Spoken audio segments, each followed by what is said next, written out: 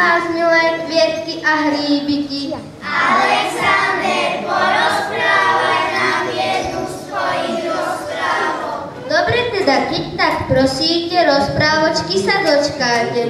Bude o malom dievčatku, čo nosilo červenú čiapočku. Kde bolo, tam bolo za Čiernou horou, za skalnatým vrchom, za velikánskou riekou, nedaleko tmavého lesa. V malej chalúbke bývala červená čiapočka so svojou dobrou mamičkou. Červená čiapočka, vezmi si košíček, starej mame zanesieš peníček.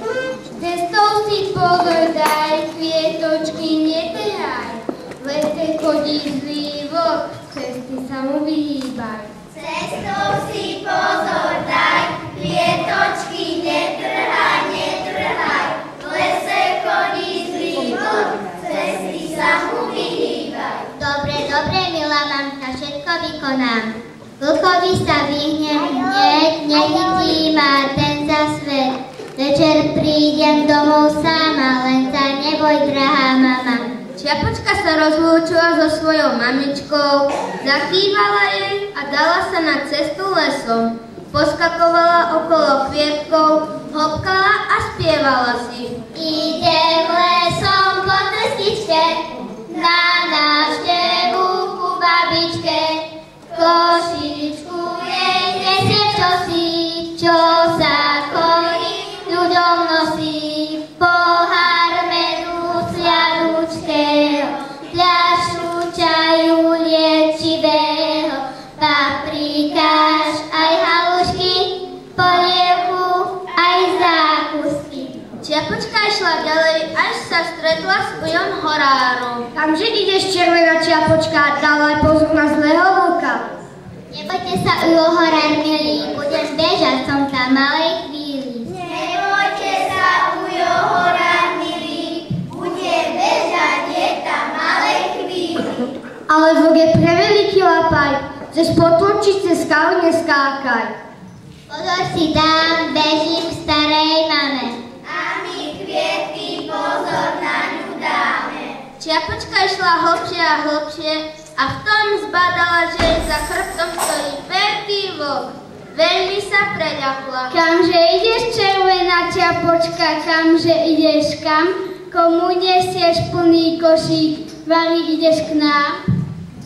Čo ťa potom zvedavec, choď mi z očú ríšavec. Na toto všetko čaká moja milá babka. Natrhaj jej pár kvietkov a aj troška hríbov, potom sa nie všetko starej máme na stôl. My sme kvietky, kvietočky, máme pekné sukničky, spievame si tralala, tancujeme dokola. My sme malé múchokravky, netrhaj nás do polievky, máme hlavy bodkované, čupíme tu skvostne v tráve. My sme hryby voňavé, čakáme ťa tu v tráve. Na polievku, praženičku, nazbieraj nás pre babičku. Dobre teda nazbieram a starke i s láskou dám. Čiapočka, ako povedala, tak aj urobila. Pustila sa zbierať kvietky a hríbiky. Vlk zatiaľ uháňal, čo mu nohy stačili, k starej mame, ktorá práve spala. Babka, babka, otvorte mi, ja som tá čiapočka. Tá čiapočka, mám červenú krásnu sukňu, malé očká. Medzi tým sa stará mama prebudila, lebo za oknom počula akési hlasy. Dala si na hlavu šatku a išla otvoriť červenej čiapočke. Čiapočka milá, teším sa na teba, že ťa zas uvidím, že ťa mám u seba. Stará mama otvorila dvere a vlk v tom chmám. Náskutku ju prehltol. Dal si na hlavu šatku, sadol si na stoličku a čakal na červenú čiapočku. Dobrý deň ti, moja drahá babulienka. Prišla k tebe na návštevu Karkulienka.